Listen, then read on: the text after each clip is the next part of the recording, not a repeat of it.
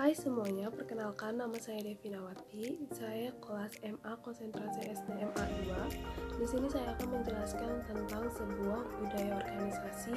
Di sini saya akan menjelaskan dan memaparkan sedikit materi tentang budaya organisasi, mulai dari pengertian, sumber-sumber budaya organisasi, fungsi budaya organisasi, ciri-ciri budaya organisasi, dan hal-hal yang akan saya terapkan jika saya memiliki sebuah perusahaan.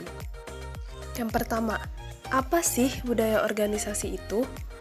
Budaya organisasi adalah suatu karakteristik yang terdapat pada suatu organisasi dan dijadikan sebagai tuntutan organisasi atau perusahaan sehingga mampu membedakannya dengan organisasi lain. Setelah pengertian budaya organisasi, sekarang saya akan menjelaskan tentang sumber-sumber budaya organisasi atau perusahaan.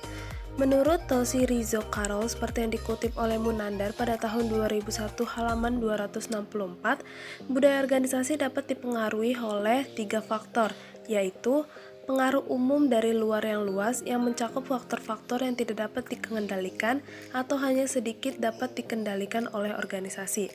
Yang kedua, pengaruh dari nilai-nilai yang ada di masyarakat, keyakinan-keyakinan dan nilai-nilai yang dominan dari masyarakat luas, misalnya kesopan santunan dan kebersihan.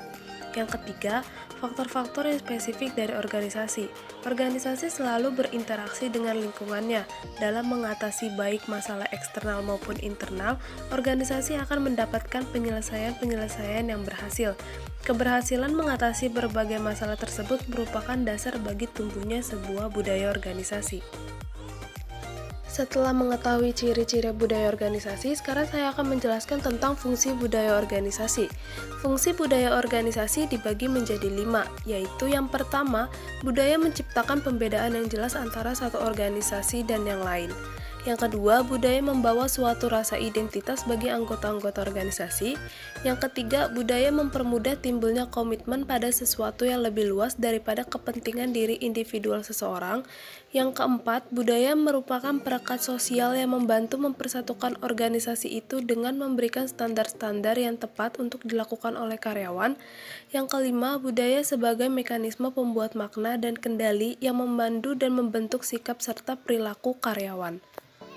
Selanjutnya, saya akan memaparkan sedikit ciri-ciri budaya organisasi. Menurut Robbins pada tahun 1996 halaman 289, ciri budaya organisasi ada 7.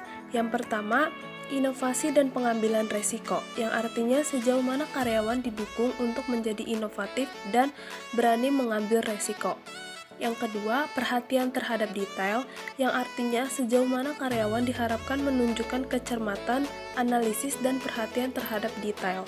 Dan yang ketiga, orientasi hasil, yang artinya sejauh mana manajemen memfokus pada hasil bukannya pada teknik dan proses yang digunakan untuk mencapai hasil tersebut.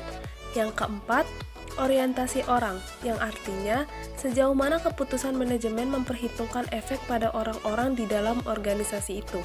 Yang kelima, orientasi tim, yang artinya sejauh mana kegiatan kerja diorganisasikan sekitar tim-tim, ukurannya individu.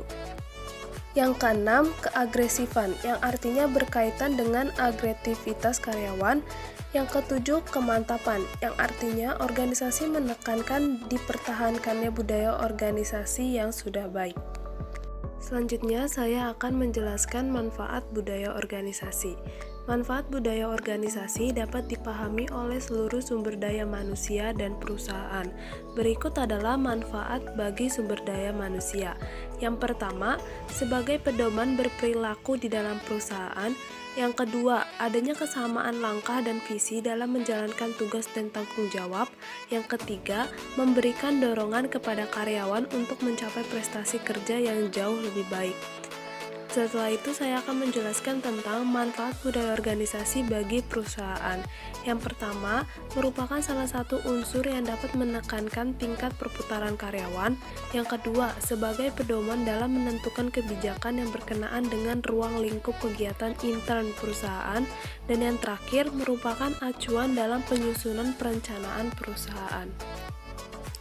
Dan materi terakhir yang akan saya jelaskan adalah penerapan budaya organisasi yang saya inginkan. Saya memiliki 11 budaya organisasi yang akan saya terapkan jika saya memiliki sebuah perusahaan. Yang pertama, memiliki sikap disiplin dalam bekerja. Yang kedua, menciptakan kepercayaan akan kualitas kepada customer.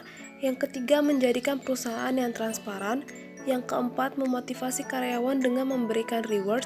Yang kelima, adanya komunikasi yang terbuka dan jujur. Yang keenam, membuat seluruh karyawan bisa bereksperimen diikuti dengan kebebasan individual. Yang ketujuh, mempunyai visi dan misi perusahaan yang jelas. Yang kedelapan, menjadikan anggota organisasi sebagai keluarga agar terciptanya hubungan kerja yang baik. Yang kesembilan, menciptakan perusahaan yang berpakaian santai namun formal. Yang kesepuluh, bertanggung jawab pada setiap pekerjaan. Dan yang terakhir, mempunyai lingkungan kerja yang bersih. Sekian materi budaya organisasi yang bisa saya jelaskan. Kurang lebihnya mohon maaf. Terima kasih.